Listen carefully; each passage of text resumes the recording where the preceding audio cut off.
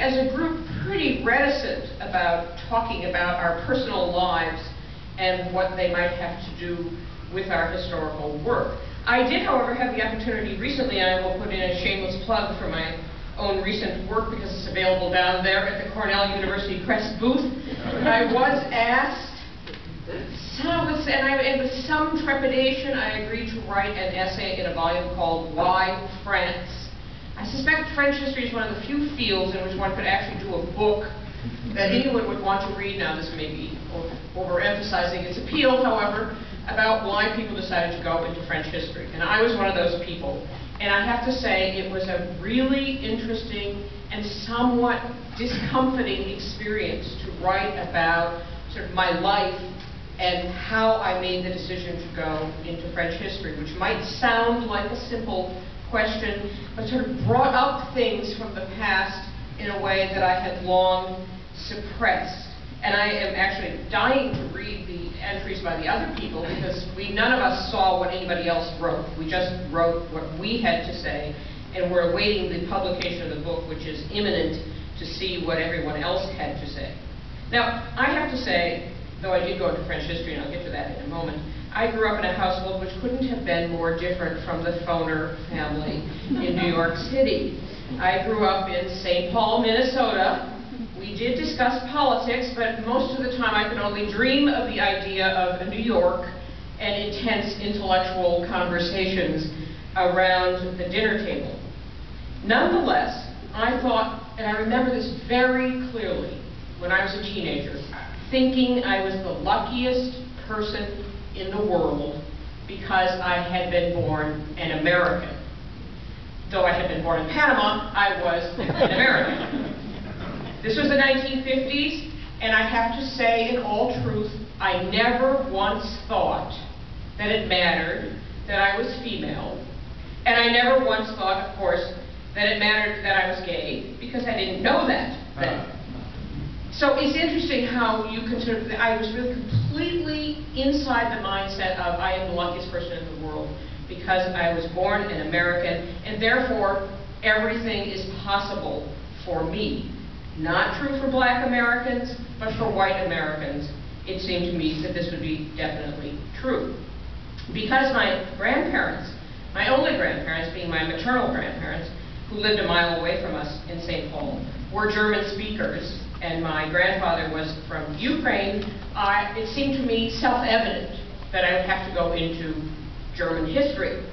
And so I went to graduate school at Stanford University in German history to study, like almost everybody else in my age group, the rise of the Nazis.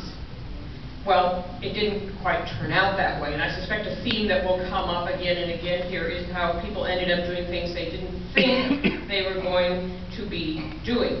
Now, I went to Stanford, I confess, for an incredibly lofty reason. I went to Stanford because I grew up in St. Paul, Minnesota. I visited Stanford in January. It was 65 degrees, the sun was out, and it had palm trees. This seemed to me to be a foregone conclusion that anybody in their right mind would immediately move to Stanford, California from St. Paul, Minnesota. Now, three countervailing factors entered into my decision about what kind of history I was going to do, and I have to say they were three white men. The first of these countervailing factors was already dead, F. Scott Fitzgerald. F. Scott Fitzgerald had grown up about 6 blocks from where I grew up in St. Paul, Minnesota. I had read all of his novels. I had then gone on to read all of the novels because in St. Paul, Minnesota you have a lot of time for reading all of the novels of Steinbeck, all of the novels of Hemingway, all of the novels of Stein.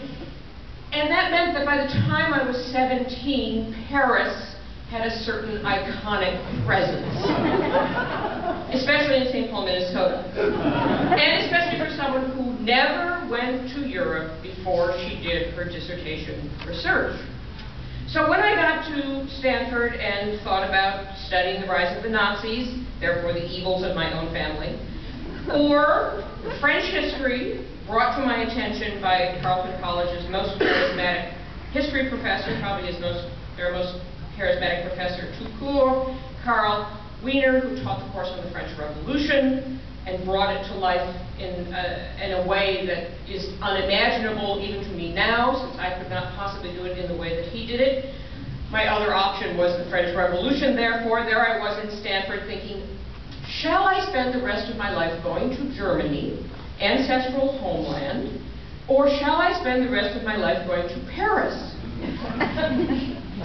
That took 5 minutes. And I certainly never regretted it, although there were things about Paris that I didn't understand from that perspective and that I came to learn the hard way over the years to come. So that was the second man who had an enormous influence on me, was Carl Wiener, reinforcing the effect of F. Scott Fitzgerald, though he was not at all like F. Scott Fitzgerald. And the third was, again, it's interesting how much our teachers have to do with all of this, especially since the qualities that my teachers had that had this influence, I think this was true for what Eric was saying too, are frankly, I should not speak for him on this side, however, were qualities that I frankly have not really reproduced in my own professional experience. That is, the final nail in the coffin of French history was put in by my teacher at Stanford, Philip Dawson, who was only an assistant professor. Went on, in fact, to teach afterwards at Brooklyn College.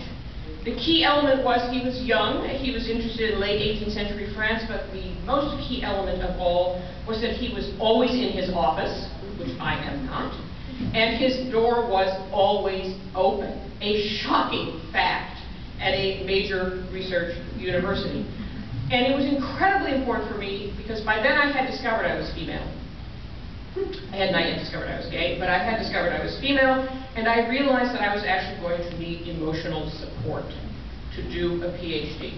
And there he was with his door open, and every week I would stop by, and we would discuss current politics, which I'll get to in a minute, which were hot and heavy at the moment. We would discuss Wittgenstein. We would discuss interpretations of the French Revolution. We would discuss the latest article in the New York Times, the latest novel I was reading.